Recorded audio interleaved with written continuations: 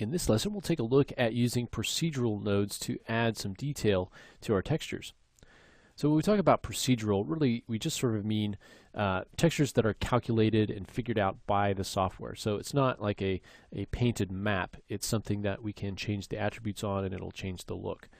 So let's take a look at this fuel line right here. And this is a piece of NURBS geometry, so we're not going to worry about the UVs. We already know how those are set up. And so let's go ahead and I'm going to turn on IPR, and let's just do a quick IPR of this, and I'm actually going to move in a bit closer on it. Okay, make sure I got it there. Okay, so now let's go ahead and add a new material. So we're going to go into the Hypershade. Let's create a material. Let's create a blend, and I'm going to call this something like hose blend or fuel line blend. Okay. Now for the color, we want to pipe in a render node.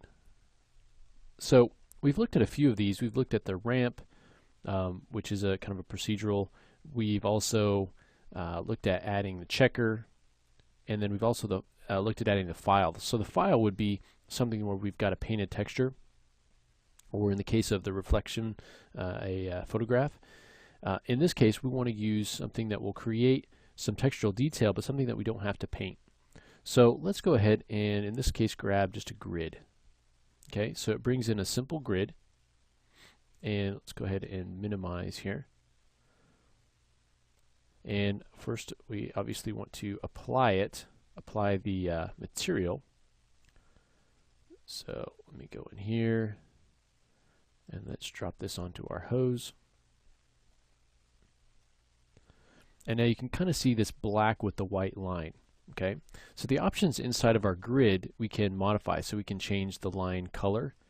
If we want to change that to red, you can see that that's updating there. We can change the filler color as well. Okay, we can also change the width in U and V, so increasing the line width in that direction, or increasing the width, you can see, in that direction, and you can get a good indication of what that actually looks like there. Okay, and then we can also change the contrast. So we have just a few options. Now we also have options here. You see this Place 2D Texture node next to it. If we click on that, this will give us the ability to kind of modify how this is being applied. So right now we have coverage of 1, so it's covering the whole frame there. The rotation is 0, and we're repeating the grid 4 times. So you can see what that looks like. If we start to repeat it more times in the U and the V, for instance, I start to turn up that, you can see that we're getting more repeats. Let's go ahead and turn this up, going along the V direction, and now you can see how many times that grid is repeating. So let's go ahead and increase our grid repeat to something like 30 by maybe 20, and let's move up a little bit closer. And you can really kind of still see in the viewport what that actually looks like. Okay, we can jump back to our grid, and we can start to change the values in here. So maybe start to increase the U width. Okay, maybe we'll decrease the V width. Because remember, this texture is being stretched across a very long tube. So let's go ahead and increase that, and let's increase the number of tiles in the V. So let's say something like 75, 80 maybe. Something like that, where we're starting to get now what looks like a more regular grid pattern.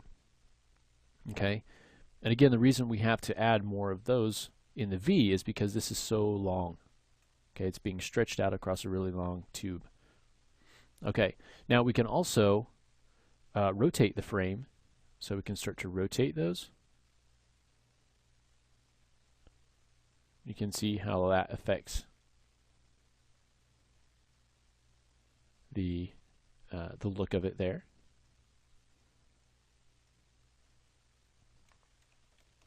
In addition to rotating the frame, we can also rotate in the UV. So you can see there we can get kind of a twist going. Come back to the grid. Let's maybe make that a little bit thicker. There we go. That's the one we want. So I want to dial this in so it's about the same thickness. Okay. And then we can choose maybe a different color. So for the lines, we can maybe choose like a white for this hose, or we could choose a gray with black lines. So maybe make the lines black and then make the filler kind of more of a gray. So maybe something like that would work a little bit better. Okay, and so the nice thing about doing this as a procedural map is that we can go in here and we can just start to change some of these attributes to get different looks. Okay, we don't have to go in and repaint something to get a different look. Okay, and so you can see that, you know, if we wanted to come in and change the width of that, we could change the color. We could, you know, change the rotation here a little bit more to get a different look. If we wanted those diamond patterns to look a little bit different, you know, we could change the rotation of it. All right. And so you can just kind of experiment with that. The grid is just one of the procedural maps that we can use, one of the procedural nodes that we can use.